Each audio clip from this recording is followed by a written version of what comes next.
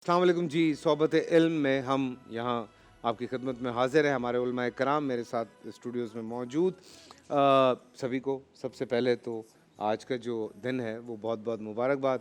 हम कहते हैं तजदीद अहद वफ़ा का दिन है, लेकिन वहीं पे जहन में ये बात भी आती है कि ये जो दो कौमी नज़रिया है ये क्यों इतना ज़रूरी था पाकिस्तान बनाने के लिए। बिस्मिल्लाहिर्रहमानिर्रहीम। पाकिस्तान हमारे लिए बहुत अहम है क्योंकि यहाँ हमें दफन होना है और हमारी आइंदा आने वाली नस्लों को यहाँ अपनी ज़िंदगी बसर करनी है। आप इसमें लगाएं हम जैसे लोगों को, हम बाकी जैसे तो लोग, काफ़ी सारे तो निकल गए। अल्लाह ताला सबको पाकिस्तान की मोहब्बत अता फरमाए। आमीन आमीन।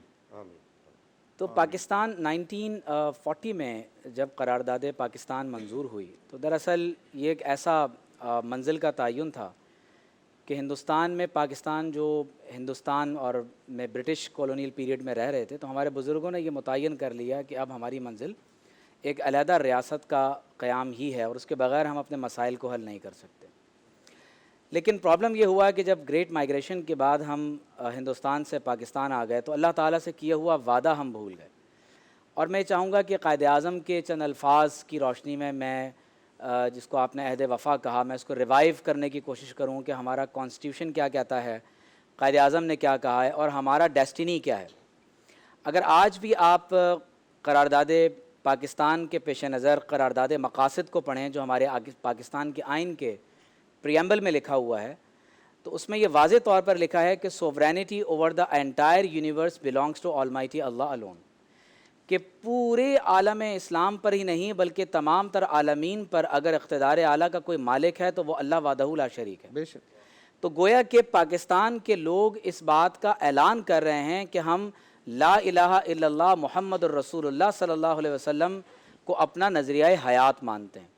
फिर आप देखिए कि हमारा आर्टिकल 2A वो बहुत वाज़े तौर पर ये बताता है कि पाकिस्तान में जितनी भी कानून साजी होगी वो कुरान और सुन्नत के मुताबिक होगी और Islam shall be the state religion of Pakistan. Pakistan एक सेक्युलर स्टेट नहीं है, ये एक इस्लामी रियासत है और हाल ही में पैगाम पाकिस्तान के डॉक्यूमेंट में इस अहद को दोबारा तजदीद के साथ पेश किया गया। अब आप गौर कीजिए कि क़ायद आज़म से जब पूछा गया कि आप पाकिस्तान के विज़न को किस तरह से देखते हैं और हमें इंस्पिरेशन किस मकाम से हासिल करनी है, तो आप फरमाते हैं कि if we take our guidance and inspiration from the holy Quran the final victory I once again say will be ours. फरमाते हैं अगर हम कुरान मजीद से इंस्पिरेशन लेंगे तो फरमाते हैं कि आखिर कामयाबी हमारी ही होगी। बेशक।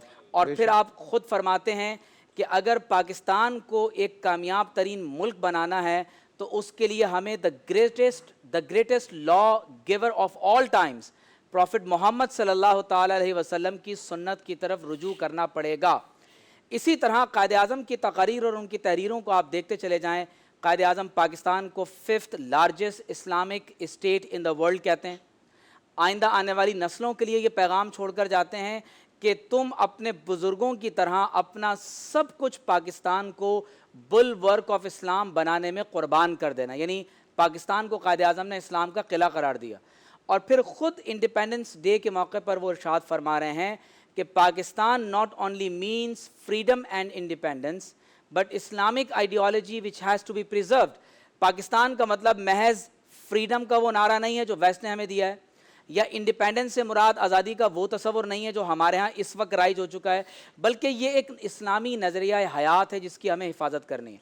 पाकिस्तान के मौजूदा हालात में जब हम क़ायद आज़म के इन अक़वाल को पढ़ते हैं तो मालूम ये होता है कि हमने पाकिस्तान से वफ़ा नहीं की, हमने अपनी मट्टी से, हमने क़ायद आज़म से, हमने इकबाल के विजन से वफ़ा नहीं की। और जिस तरह बनी इसराइल मिस्र में फ़िरौन के पास ग़ुलाम बन चुके थे, अल्लाह से दुआ की कि रब्बे करीम हमें एक नया अलहदा मुल्क अता कर दे। अल्लाह ताला ने मूसा अलैहिस्सलाम को मबूस किया, हिजरत के बाद रेड सी को क्रॉस करके मदाइन साले में आ गए, लेकिन वहाँ आकर उन्होंने एक बछड़े की पूजा शुरू कर दी। अल्लाह ताला ने उन पर कोहतूर को बुलंद किया और फरमाया खुदू मा आतैनाकुम बिक़ुव्वा, कि इस किताब हिदायत को जो तुम्हें तौरात की सूरत में अता की गई है इसको इख्तियार करो। तो आज हम पर भी मसाइब व आलाम का एक कोहे गिरां खड़ा हुआ है। آج ہم نے سود اور ربا کو اپنے اکنامک سسٹم کی بنیاد بنائی ہوئی ہے، جبکہ اسٹیٹ بینک کا جب قائد اعظم نے افتتاح کیا ہے تو اسٹیٹ بینک کی ویب سائٹ پر آج بھی قائد اعظم کے یہ لفظ لکھے ہوئے ہیں کہ ویسٹرن اکنامک سسٹم دنیا میں انسانیت کی استحصال کا ایک ایسا نظام ہے کہ جس کی وجہ سے دنیا تباہی کی طرف بڑھ رہی ہے۔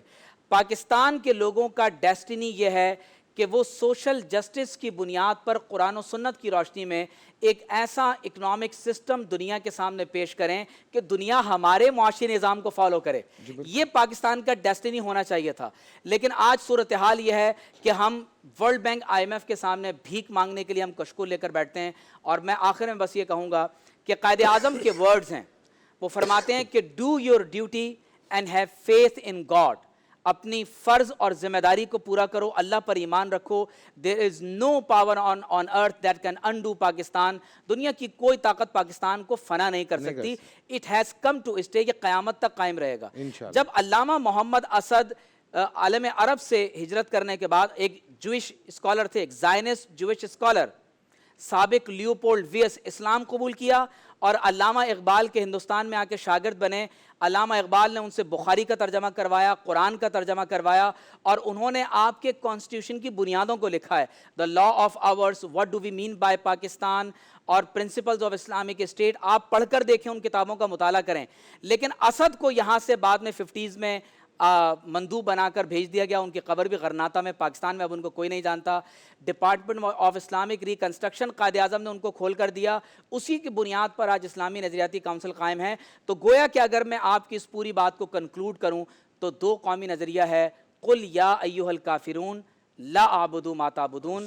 یہ آج ہمیں اعلان کرنے کی ضرورت ہے۔ اگر مسلمانوں نے آج یہ اعلان نہیں کیا کہ لکم دینکم ولی دین، تمہارا دین تمہارے لیے، ہم تمہارے دین پر قائم نہیں ہو سکتے، یہ ہمارے پاس 75 برسوں میں ایک آخری موقع اللہ نے ہمیں دیا ہے کہ ہم نے کمیونزم، کیپٹلزم دونوں نظاموں کو دیکھ لیا ہے۔ اب ضرورت اس امر کی ہے کہ اوفوا بعہدی اوفی بعہدکم، ہم اللہ سے کیا ہوا اپنا وعدہ پورا کریں، اللہ ہم سے کیا ہوا اپنا وعدہ پورا کریں۔ سبحان اللہ۔